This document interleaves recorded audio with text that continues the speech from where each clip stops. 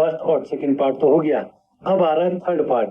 Third part यानी कि वो दिन जिसका आपको इंतजार है, जहाँ करने दर्शन प्रभु श्री राम के। तो ये देखिए हमारा आज का थर्ड पार्ट।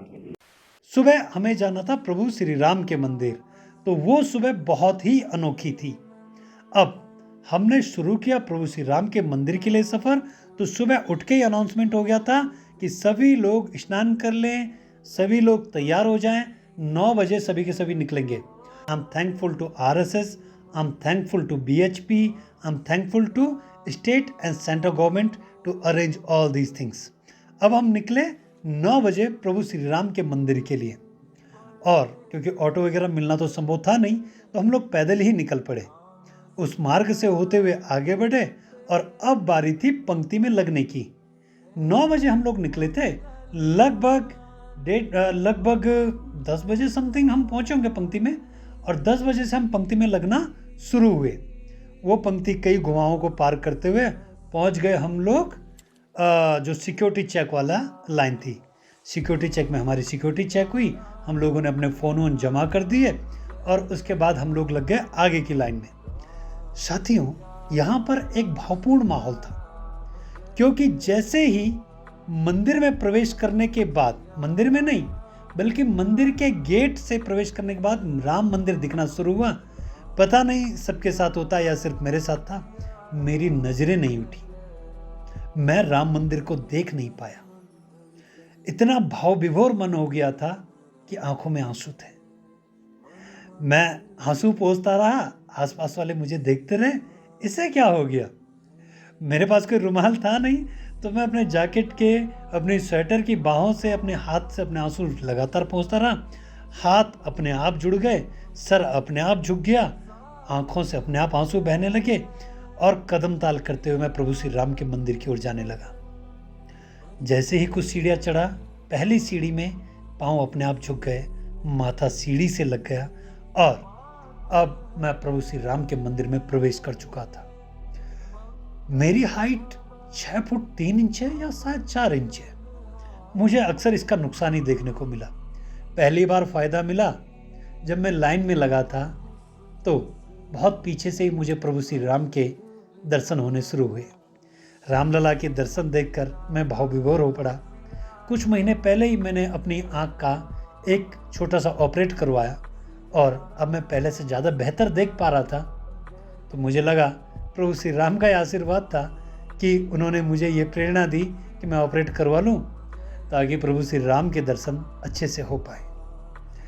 मैं भाव विभोर था, और मन में वह हर्षित भाव था कि शायद यह जीवन का सबसे बेहतर पल है, इससे बेहतर पल शायद ही जीवन में आए। मैं इस पल को अपनी आंखों में समेट लेना चाहता था। इसे आंखों में समेट के हम बाहर निकले, और फिर मैंने प्रभु श्री राम लला के जैसे ही दरबार से बाहर आया, तब मैंने मंदिर को देखा। क्योंकि जब मैं शुरुआत में जा रहा था तब आंखें नहीं उठ पाई, पलकें नहीं उठ पाई थी, इतना दिव्य तेज उस मंदिर का था। तब मैंने उस मंदिर को देखा, अनायासी मेरे हाथ जुड़ गए, और मैंने प्रभु श्री राम के दर्शन, उस मंदिर के दर्शन किए। मेरे दोस्त सजवान जी मेरे पास आए और बोले, फटाफट मुंह उधर को कर। मैंने कहा, क्या? तेरी फोटो खींचनी है। तू कहाँ से कैमरा लेके आया? बोला, मैं कहीं से व्यवस्था करके कैमरा लेके आया पीछे से, क्योंकि हम बाहर निकल चुके थे, तो अब अलाउ था कि हम पीछे से जाके कैमरा ला सकें। काफ़ी सारे लोग तस्वीरें खींच रहे थे, तो यशपाल भाई ने कैमरे में कैद कर ली मेरी ये तस्वीर, शायद मेरे जीवन की सबसे बेहतरीन तस्वीर, जिसमें मैं प्रभु श्री राम के मंदिर के आगे हाथ जोड़े खड़ा हूँ। इसके बाद साथियों, बातें करते करते हम आगे निकले, और आगे निकल के फिर लग गई थी बहुत जोरों की भूख। तो हमने मंदिर प्रांगण से बाहर निकले, और एक छोटे से ढाबे में हम लोगों ने कुलचा वगैरह खाए, अपना पेट पूजा की, और फिर आगे के लिए बढ़ चले। उसके बाद हम पहुँचे प्रभु श्री राम की नगरी अयोध्या में, जो नवनिर्मित रेलवे स्टेशन है। यकीन मानिए, इतना खूबसूरत स्टेशन, और इतनी तेजी से बन रहा था, क्योंकि उस स्टेशन में मैंने देखा रोड़ी बजरी का काम ज़्यादा नहीं हो रहा था, सीधे स्टील की फिटिंग हो रही थी। स्टील के बड़े बड़े पिलर खड़े हो रहे थे, उसके ऊपर सीधे स्टील का ही फर्निशिंग हो रहा था। इतनी तेज़ी से काम हो रहा था, आई वॉज क्वाइट शॉक्ड। जब सरकारें, जब प्रशासन अपना काम करने पे आता है तो किस तरीके से कर सकता है। मतलब हमारे देखते देखते कितनी तेज़ी से उस पर काम हो रहा था। I was quite shocked and surprised. ये देख के हम आगे बढ़े और प्रभु श्री राम का नाम लेते हुए पहुंच गए टेंट सिटी। अब हमारी ट्रेन थी शाम के 6 बजे की और शुरू हो गए, इकट्ठे हो गए हम टेंट सिटी के बाहर में। उसके बाद हम सबको बटा प्रसाद। तब देखिए ना कितनी खूबसूरत व्यवस्थाएं कर रखी थी। वहाँ पर प्रसाद बटा, फिर प्रभु श्री राम के जयकारे के नारे लगे और हम लोग निकल पड़े रेलवे स्टेशन के लिए। ये आप देख सकते हैं रेलवे स्टेशन।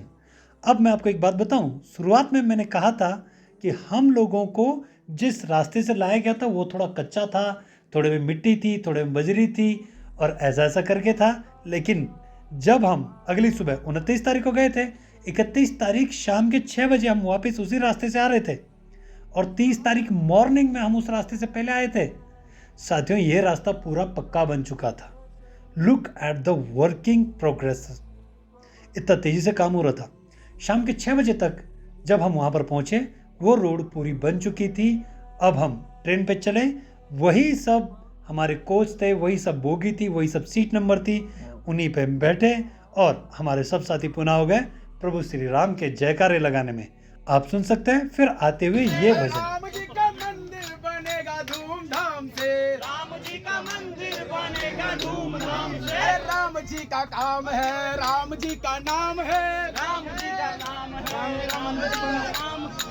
राम जी का मंदिर बन गया धूमधाम से। बनेगा सब तो बन गया। ओ दैया राम है। जय श्री राम, जय श्री राम, जय श्री राम। और प्रभु श्री राम के भजन करते करते हमारी रात हो गई। सुबह 5 बजे समथिंग यह ट्रेन पहुंची हरिद्वार रेलवे स्टेशन पे। हमने जैसे ही नींद खुली, वास्तव में जो मेरी दोस्त ने कहा था कि जीवन के 2 ही पड़ाव है, वही महसूस हो रहा था। ये सच में दूसरा पड़ाव था। हरिद्वार रेलवे स्टेशन से बाहर निकले, अपनी कार जो हमने खड़ी कर रखी थी हरिद्वार रेलवे स्टेशन में, वहाँ पर पहुँचे। यशपाल भाई जिनका घर ऋषिकेश में, उनके घर में आंटी जी का आशीर्वाद लिया, अंकल जी का आशीर्वाद लिया, उन्हें प्रसाद दिया और कुछ देर वहीं सो गए। उन्होंने हमारे लिए नाश्ता बनाया और नाश्ता खा के हम वापस आ गए ऋषिकेश के रास्ते चंबा। साथियों, ये बेहतरीन अनुभव था। मुझे नहीं पता मैं उतने अच्छे तरीके से आपको सुना पाया, बता पाया या नहीं, लेकिन यकीन मानिए, जो भी व्यक्ति श्री राम में आस्था रखता है, प्रभु श्री हनुमान में आस्था रखता है, आप जरूर एक बार इस जगह के दर्शन कीजिए और जीवन में इससे बेहतर मंगल शायद ही कुछ और हो सकता है। तो साथियों, पुनः एक बार मेरे साथ कहिए, जय श्री राम, जय हनुमान, जय गारा वीर बजरंगी, बोले हर हर महादेव।